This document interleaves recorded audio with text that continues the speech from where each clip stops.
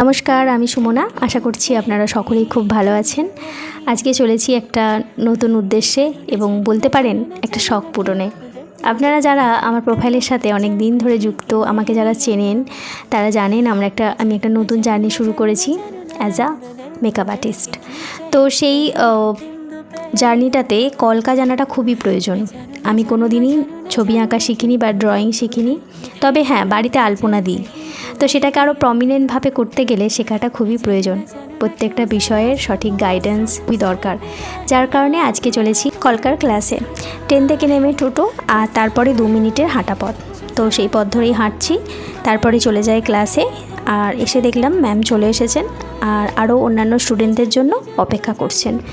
তারপরে একে একে সকলেই চলে আসে আর তারপর আমাদের ক্লাস শুরু হয়।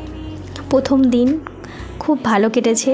অনেক নতুন মানুষদের সাথেও আলাপ পরিচয় ঘটে, যেটা একটা অন্যরকমই অনুভূতি লাগছিল। বেশ ভালো লাগছিল আজকের দিনটা। আর ট্রেনের জন্য তারপর আমরা আবার অপেক্ষা করি ট্রেন কখন আসবে।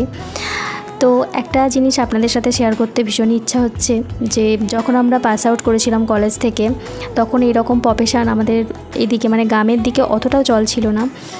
আর এখন যেহেতু সুযোগটা পেয়েছি করার, সেটা হাতছাড়া করব কেন বলুন। আর অনেক দূর পর্যন্ত আমি ভেবেও রাখিনি যে আমি ভবিষ্যতে কী করব না করব।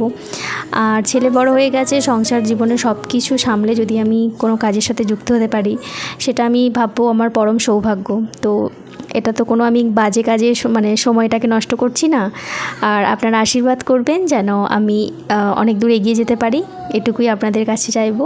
আর আজকের মিনি ব্লগটা এখানেই শেষ করছি। কেমন লাগলো কমেন্টে জানাবেন, ভালো লাগলে একটা লাইক করে দেবেন। সকলে ভালো থাকবেন, সুস্থ থাকবেন। দেখা হবে অন্য কোনো একটি ভিডিওর সাথে। টাটা।